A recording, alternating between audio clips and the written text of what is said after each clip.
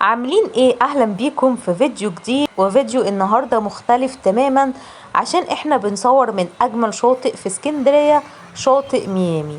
شاطئ ميامي بعد ما تم افتتاحه، ولو تفتكروا كنت صورت لحضراتكم في لايف وقلت لكم البحر مجاني، وكان في ناس بقى بتجيب الشماسي وتيجي على طول تقعد على البحر، ما كانش فيه اي تذاكر خالص. وبعد كده بقى ب5 جنيه، وبعد كده بقى ب20 جنيه. واتفاجئنا مع أول مرة لإغلاق الشواطئ. اللي حصل في اسكندرية كان في شهر أغسطس، وتحديدا في أواخر أغسطس تم إغلاق جميع شواطئ اسكندرية بسبب ارتفاع الأمواج، وشاطئ ميامي تم إغلاقه وما رجعش مرة تانية حتى الآن. طب ايه بقى سبب الاغلاق؟ هنعرف كل ده دلوقتي من خلال الفيديو. بس قبل ما نبدأ الفيديو ما تنسوش تشتركوا في القناة وتفعلوا الجرس على الكل عشان يوصلكوا كل جديد، وما تنسوش تضغطوا لايك للفيديو. قناتنا خاصة بكل مشروعات اسكندرية وشواطئها، وكل حاجة تخص اسكندرية هتلاقوها موجودة على القناة. منظر المراكب اللي امام حضراتكم ده، في ناس كتير جدا بتحسب اننا بنصور من بحري، ولكن احنا في ميامي، وتحديدا عند جزيرة ميامي. طبعا منظر المراكب تحفة جدا، تحسوا انها لوحة فنية. بصوا، وطبعا هنا مفيش اي امواج خالص لان في حواجز للامواج، عشان كده الامواج هادية جدا. معظم شواطئ شرق اسكندرية فيها حواجز للامواج. ايه اللي حصل بقى في شاطئ ميامي وليه تم اغلاقه؟ هو حاليا الشاطئ بس شغال للي عايز ياخد مركب. يعني لو حضراتكم عايزين تدخلوا الشاطئ بتركبوا مركب، وطبعا دي بتبقى رحلة بحرية يعني بالمركب، وسعرها بتكون على حسب المدة. يعني مثلا في ب40 جنيه وفي ب60 جنيه على حسب المدة. طبعا المركب بتوصل بيكوا لغاية المنتزه، من جزيرة ميامي لغاية المنتزه، ولكن غير كده هو الشاطئ مغلق من اواخر شهر اغسطس. وشاطئ ميامي مغلق وما رجعش مرة تانية. ولما حبينا ندخل الشاطئ فقال لنا لو هتدخلوا الشاطئ لازم تكونوا هتركبوا مركب، لكن غير كده الشاطئ مغلق وهيفضل مغلق لحين بقى ما يقرروا يفتحوه تاني ولا ايه. لكن هو في الوقت الحالي بس للمراكب مش اكتر. بتاخدوا بقى رحلة بحرية بالمركب بتوصل بيكوا لحد المنتزه، والاسعار من 40 ل60 جنيه. وهنا كده ده الشاطئ خلاص كده هو مغلق زي ما حضراتكم شايفين. طبعا الناس بقى اللي ما شافتش الفيديو واللايف لما تم فتح الشاطئ هنا هتلاقوه موجود على القناة. وبعد كده على طول ما قعدش وقت كتير لقيناه قفل تماما، ومستمر لحد الآن لسه مغلق. طبعا في ناس كتير جدا انا عارفة انها هتزعل من الخبر ده، لان في ناس بتحب شاطئ ميامي، وبالفعل بيجوا الصيف يأجروا بالقرب من شاطئ ميامي، وعشان كده ده اقرب شاطئ ليهم.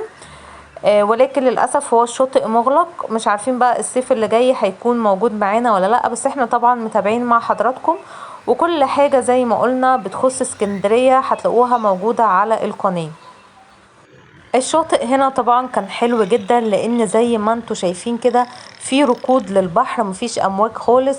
والناس طبعا اول ما الشاطئ هنا فتح كانت مستمتعة جدا بالاجواء، واللي جاب الشمسية بقى بتاعته جا حطها ونزل البحر. وطبعا اول ما فتح كان البحر مجاني تماما.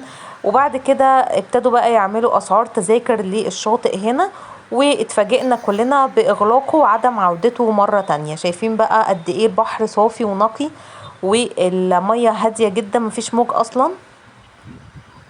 مش بس الناس اللي بتيجي تأجر مصيف هنا بالقرب من ميامي، لا، في ناس كمان اشترت شقق هنا بالقرب من شاطئ ميامي على اساس يكون ده اقرب شاطئ ليهم ينزلوا فيه البحر. ولكن للأسف الشاطئ خلاص مغلق.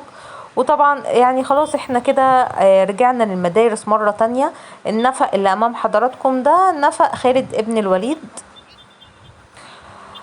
طبعا خلاص بعد عودة المدارس المصيفين ودعوا اسكندرية، والصيف بقى مستمر معانا شوية، برغم ان النهاردة رابع ايام الخريف. ولكن لسه طبعا بالنسبة لنا احنا صيف. يعني اسكندرية رجعت لأهلها بقى شوية يستمتعوا بأجواء الصيف. الناس بقى اللي هتيجي تصيف في صيف 2026 هنشوف بقى اذا كان شاطئ ميامي هيرجع معانا في الصيف ولا لا.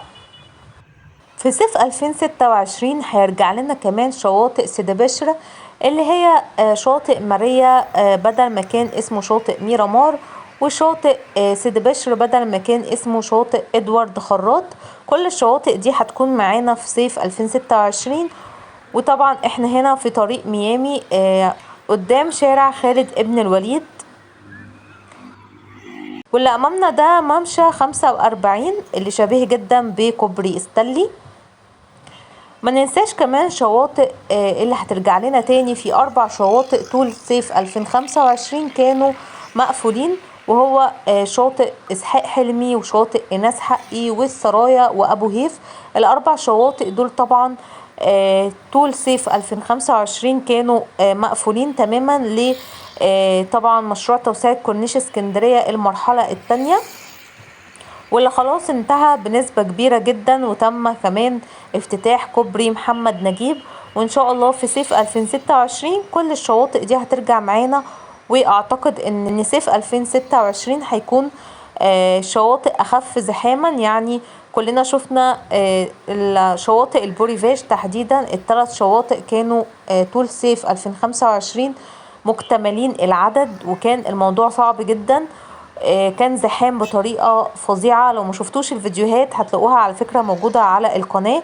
كان ليل نهار، يعني حتى لما الشواطئ بتقفل لحد 7 المغرب كانوا بيقعدوا لحد بالليل في البحر، فالموضوع كان صعب جدا في الصيف السنة دي. ولكن بقى مع عودة الشواطئ اللي كانت مقفولة بسبب توسعة كورنيش اسكندرية في الصيف القادم هيكون الموضوع اهدى بكتير، ومش هيكون فيه اي زحام خالص. شايفين بقى منظر البحر وجماله هنا، والمراكب دي هي دي اللي بتعملوا بيها رحلة بحرية داخل البحر من ميامي لغاية المنتزه. ده على فكرة كافيه داخل البحر كده، يعني ممكن تيجوا برضو تستمتعوا بالأجواء. بما انه مفيش شاطئ هنا ففي كافيه بقى منه للبحر كده، عامل زي كافيه مورانو اللي جوه شاطئ استانلي، شفناه قبل كده وصورناه اثناء طبعا ارتفاع الامواج اللي كان حاصل الفترة اللي فاتت في اسكندرية، اللي بسبب ارتفاع الامواج تم اغلاق جميع شواطئ اسكندرية مرتين طول فصل الصيف. يعني مرة في اواخر شهر اغسطس، ومرة من كام يوم فاتوا، يعني حوالي الجمعة اللي فاتت تحديدا كانت جميع شواطئ اسكندرية مغلقة، لانه طبعا كان في ارتفاع كبير جدا في الامواج، وكلنا تابعنا وصورنا. واللي ما شافش بقى الفيديوهات هتلاقوها موجودة على القناة. ولكن معظم الناس كانت مستغربة اشمعنى شاطئ ميامي اللي مرجعش تاني زي باقي الشواطئ، وهو ده كان السبب. ان دلوقتي شاطئ ميامي اللي عايز يدخل الشاطئ بيكون بس داخل عشان ياخد جولة بحرية بالمركب، مش اكتر من كده. ولكن هو مفيش شاطئ خالص. بصوا زي المركب اللي بتتحرك امام حضراتكم دي، بتلفوا بيها بقى البحر، وتقدروا كمان يعني استثناء تقعدوا عند جزيرة ميامي اللي امامكم دي. ولكن مفيش شاطئ خلاص كده. احنا في صيف 2025 شاطئ ميامي مغلق، وفي الصيف القادم هنشوف بقى اذا كان الشاطئ هيرجع معانا مرة تانية ولا لا. ولحد كده خلص الفيديو بتاعنا النهاردة. هتوحشوني جدا جدا لحد الفيديو الجاي. شكرا لكم ولمتابعتكم، اشوفكم في فيديو جديد. باي باي.